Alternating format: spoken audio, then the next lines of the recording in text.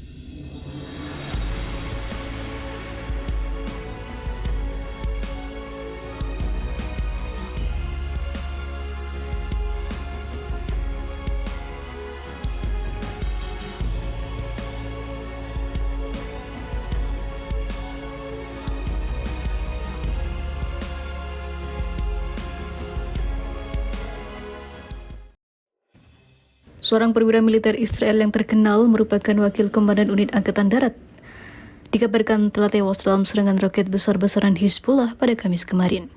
Militer Zionis Israel mengkonfirmasi kematian perwira tersebut dalam pernyataan singkat yang dilansir dari Yerusalem Post. Peristiwa tersebut diidentifikasi sebagai Itali Galai, wakil komandan kompit di unit 8679 Brigade Lapis Baja ke-679 Angkatan Darat Israel itu. Dia terbunuh ketika sebuah roket menghantam dataran tinggi Golan, wilayah Suriah yang dianeksasi Israel selama serangan besar-besaran Hizbullah. Diketahui Hizbullah telah meluncurkan sekitar 200 roket rudal dan drone ke arah Israel Utara sebagai pembalasan atas pembunuhan komandan senior mereka Muhammad Nahem Nasher di kota Tire, Lebanon Barat Daya.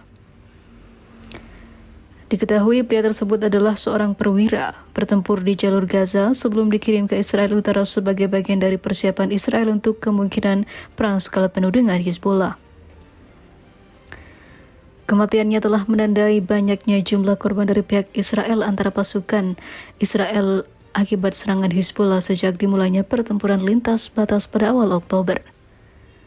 Seperti diketahui, ketegangan di sepanjang perbatasan Lebanon Israel meningkat pada 8 Oktober lalu, menyusul rentetan roket yang diluncurkan Hizbullah ke arah Israel sebagai solidaritas atas serangan sekutunya Hamas terhadap Israel sehari sebelumnya.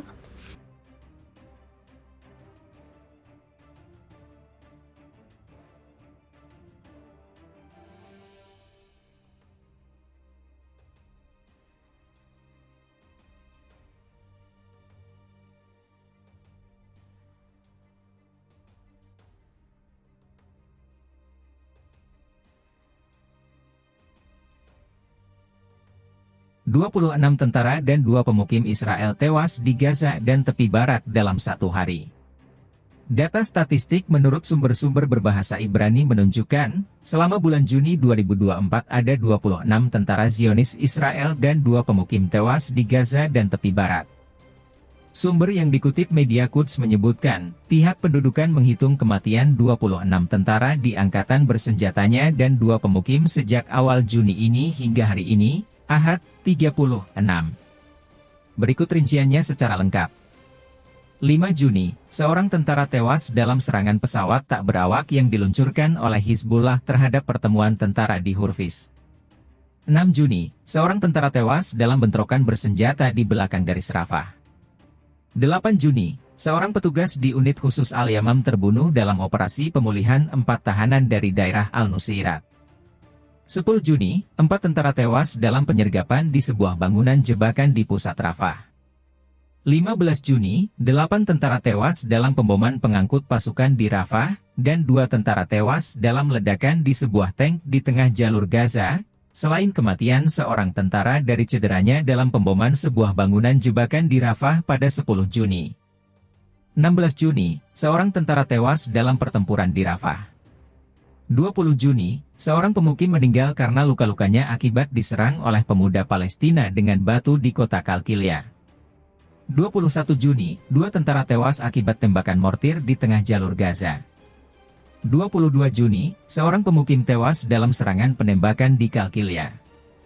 Baca juga, sebanyak 153 jurnalis gugur di Gaza sejak Oktober 2023.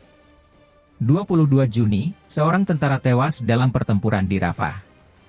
27 Juni, Komandan Unit Penembak Jitu di Brigade Kfir terbunuh karena meledakkan alat peledak di Jenin. 28 Juni, seorang tentara dibunuh oleh penembak Jitu Palestina dalam pertempuran Rafah. 29 Juni, 2 tentara tewas dalam pertempuran di lingkungan Shujaiya, sebelah timur kota Gaza. Menurut statistik resmi, jumlah korban tewas tentara pendudukan sejak awal perang pada 7 Oktober terakhir melebihi 670 orang, sekitar 300 diantaranya tewas sejak awal pertempuran darat pada tanggal 27 bulan yang sama, menurut Israel. Tentara.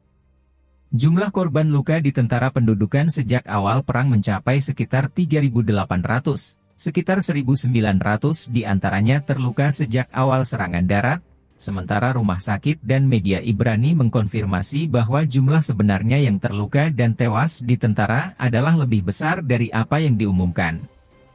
Selama 9 bulan berturut-turut, pendudukan melanjutkan perang dahsyatnya di jalur Gaza, yang sejauh ini telah menyebabkan sedikitnya 37.834 orang tewas dan 86.000 orang terluka, kebanyakan dari mereka adalah wanita dan anak-anak, selain kerusakan besar-besaran pada fasilitas vital dan bangunan tempat tinggal. Dan kelaparan yang semakin parah di jalur Gaza yang terkepung.